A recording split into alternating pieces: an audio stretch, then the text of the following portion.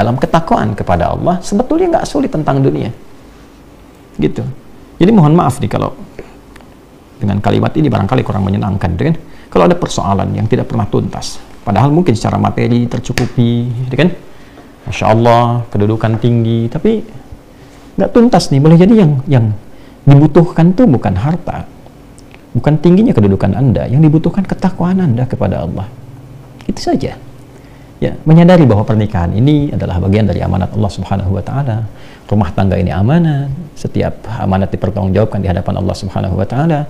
Dan kalau mengerti berumah tangga itu adalah ibadah, maka kita akan jaga cara kita beribadah kepada Allah. Anda kan kalau sholat Anda jaga rukun dan syaratnya kan. Nah, rumah tangga itu ada rukun dan syaratnya. Ya, kan waktu mau nikah kan ada rukunnya, ada akad itu kan, syaratnya juga ada kan. Hah? Bukan cuma mahar kan, ada 2 saksi itu kan. Nah, kemudian juga ijab qabul dan sebagainya, itu kan terpenuhi. Nah, itu pembukanya, ya kan? Dalam perjalanannya pun itu harus dijaga, karena kalau memahami pernikahan itu sebagai ibadah kepada Allah, maka dijaga cara kita ibadah. Ya, jaga, jangan sampai ya terkena sesuatu yang kotor atau melanggar ketentuan ibadah. Nah, ini kalau dipertahankan, maka apa yang terjadi? Allah anugerahkan segala kemuliaan untuk mengabadikan kehidupan keluarga ini sampai dengan kehidupan di akhirat.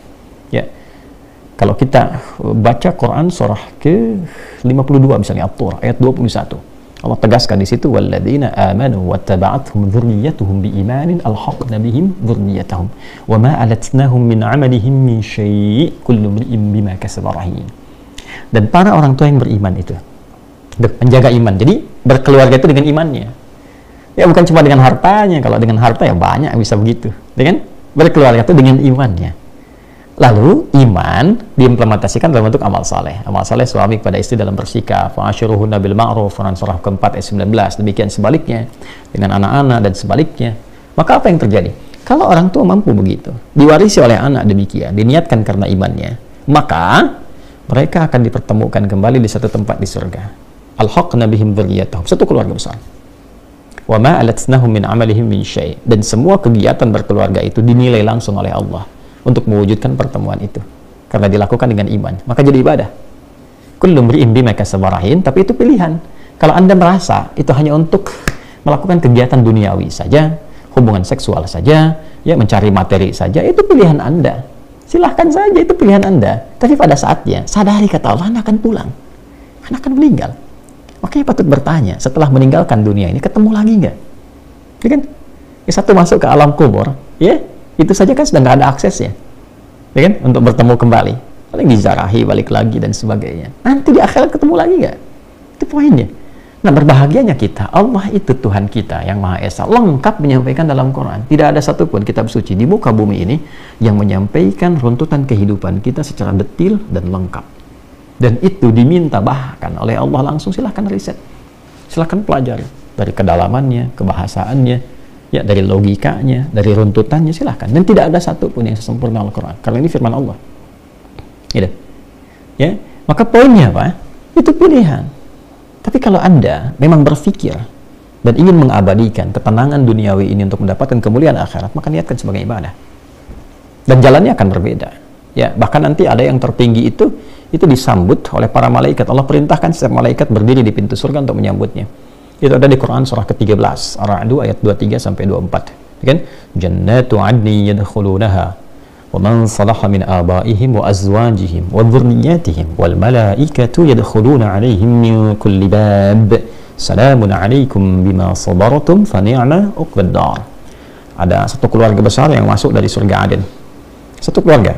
Ya, ada suami dan istrinya, ya. Bahkan ayah ibunya. Suami istri, ayah ibu, dan keturunan ke bawahnya anak cucu.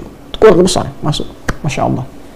Ya, saat masuk itu Allah perintahkan pada malaikat berbaris di pintu surga, sambut mereka dan selamati. Maka malaikat menyelamati mereka dengan kalimat salamun alaikum bima sabartum. Selamat ya, Anda sabar dalam menjalani kehidupan di dunia.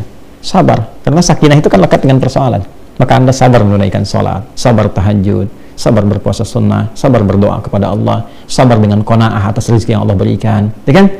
Ya, sabar membina kehidupan rumah tangga. Lakukan karena Allah. Kalau cuma karena peran suami dan istri, capek rumah tangganya. Tapi kalau dilakukan untuk menaati Allah, ada keringanan nantinya. Gitu. Kalau semua ditampilkan seperti itu, capek hidupnya. Tapi kalau kita lakukan lillah, sudah Allah yang titipkan, ya jalani dulu aja. Bismillah, pelan-pelan. Dia akan ketemu jalannya, Allah akan arahkan pada kebaikan yang mendekatkan kita kepada Allah. Itu poinnya. Ya. Maka malaikat mengatakan, "Salamun alaikum bima sabartum." Sekarang nikmati hasilnya. Fa ni'ma uqbad dar. Silahkan nikmati tempat terindah ini yang belum pernah dijamah dirasakan oleh siapapun. Ya, dari kalangan makhluk Allah Subhanahu wa taala.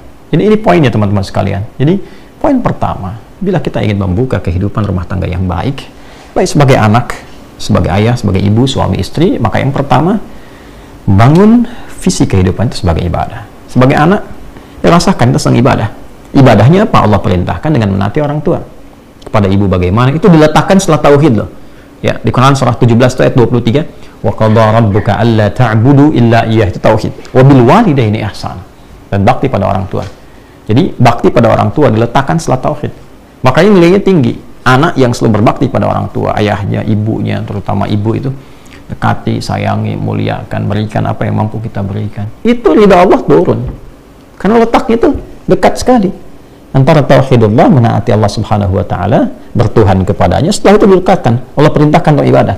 Ibadah pertamanya apa? Setelah bertuhan. Bertuhan itu membuktikannya dengan sholat. Itu ada di Quran surah 20 ayat 14.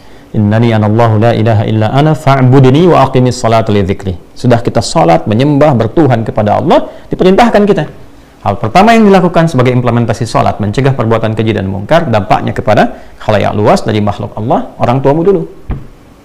Ya, jangan sampai baik pada orang tua orang lain, baik pada orang lain, pada orang tua sendiri ada masalah. Ya, wabil walidaini ihsana.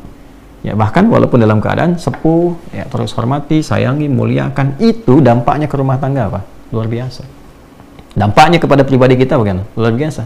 Ya, adik-adik yang sedang belajar, teman-teman misalnya, minta ridha ayah, ibu. Ya, saya melakukan demikian, minta ridhonya, minta doanya, dan dampaknya luas sekali, besar sekali. Ada ketenangan, kedamaian, ketentraman, keyakinan, ya. Dan masya Allah, ya, babnya kedepannya kesuksesan, kebahagiaan. Itu poinnya. Boleh jadi Allah akan cukupkan. Pokoknya kalau diarahkan ke ibadah, Allah berikan qanaah. Setiap rezeki kita syukuri. Nanti ujung-ujung di akhir puncaknya itu semua kenikmatan datang. Bahkan ada yang dari ujung kepala sampai ujung kaki, rasa-rasanya dimudahkan oleh Allah. Bahkan ada yang tidak membeli gitu, ya. Itu kemudahan-kemudahan yang Allah berikan, tapi dasarnya dibangun untuk ketakwaan. Itu pun dibangunnya ketakwaan, tapi ibadah lagi. Nah, ini poinnya teman-teman sekalian. Bagian pertama yang kita pelajari dari fikih kehidupan berumah tangga untuk semua, bukan hanya untuk yang mau menikah. Ini babnya untuk semua. Dan semua kita kan berasal dari madrasah pertamanya di rumah, ya kan? Anaknya, bapaknya, ibunya, suami, istri, dan sebagainya. Maka hal pertama, niatkan kehidupan berkeluarga itu untuk menaati Allah Subhanahu wa taala dalam konteks ibadah kepadanya. Setelah itu, lihat perannya yang Allah titipkan kepada kita apa. Saya laki-laki, oke, berarti laki-laki sebagai anak pasti itu. Ya, karena lahir kan di atasnya ada ayah dan ibu. Setelah itu jadi apa? Ya, di suami misalnya kan. Nah, dari suami perannya bagaimana? Jadi ayah perannya bagaimana? Demikian yang perempuan sampai dengan ke atasnya. Dan itu lengkap tuntas babnya, sampai contohnya. Sampai contoh, Masya Allah, di Islam itu. Sampai sejarahnya. Ya, jadi pedomannya di Quran ada, penjelasannya di Sunnah ada, contoh idealnya ada. Ini kehidupan Nabi dari mulai jadi anak sampai ke atas jadi kakek. Kemudian dari untuk perempuan istri beliau, makanya disebutnya Ummahatul Mukminin, ibunda kita. Ngambil contoh ke atas. Setelah itu lihat sirahnya seperti apa, lengkap. Coba tunjukkan setidaknya kepada kami saat ini di mana ada ajaran yang begitu lengkap dari panduannya, ya. Kemudian contohnya, tokohnya bukan fiktif, ada sejarahnya bisa dilacak. Tuh. Jadi kurikulum di Islam itu sangat lengkap. Tinggal bagaimana umat muslim, ya kan, itu bisa mengimplementasikan semua tuntunan itu dalam wujud kehidupan yang nyata yang kita alami saat ini. Ya, ini nasihat juga untuk pribadi, untuk kita semua. Sama saja, saya juga demikian. Ya, para ustadz yang lain, para kiai juga sama saja. Ya, tidak akan pernah bisa melewati bab-bab ini. Ya, apa dikira misalnya bahkan seorang nabi pun tidak punya persoalan dengan istrinya, kan? Ya, bahkan kalau tarik ke atas, ya tarik ke atas lagi. Era-eranya misalnya bahkan jauh ke Nabi Nuh alaihissalam. Dan persoalan pertama ketika Nabi Adam diciptakan kan dengan pasangan, ya, di tempat latihan di surga itu kan dengan pasangan juga. Nah, itu pasti akan turun ke bawahnya. Ya, babnya banyak sekali, kalau kita teruskan lagi banyak sekali. Ada suaminya sukses, setan datang lewat suami, mental datang ke istri, hati-hati. Ya, kadang-kadang ya untuk korupsi misalnya yang era-era kekinian, dorongannya bukan berarti dari Dari pekerja yang laki-lakinya saja, mungkin masuknya lewat ibunya, lewat istrinya, bisa jadi lewat anak, ngasih hadiahnya ke anak, ya, ke suami mental, masuknya lewat dapur istri, dan sebagainya. Hal-hal demikian tuh. Karena itu pesannya apa? Quran surah ke-66 ayat ke-6, ya ayyuhalladzina amanu, hei, semua anggota keluarga, qu anfusakum wa ahlikum nara, jaga dirimu dan jaga keluargamu dari ancaman neraka. Jangan sampai di dunia merasakan seakan nikmat, di akhirat terancam. Kan dunia sementara. Ya, kan sudah paham betul itu, kita itu meninggal. Sadarilah. Ini kan malam nih waktu Indonesia ya, bulan barat. Coba sebelum tidur renungkan. Kan mau meninggal. Terus setelah itu mau apa? Lalu tarik balik. Apa yang selama ini dilakukan? Yang dikumpul-kumpul itu buat apa sih? Ya kan? Buat apa? Semua capaian yang mau diharapkan itu. Islam tuh elegan sekali. Capaian itu baru punya nilai setelah berwujud amal soleh.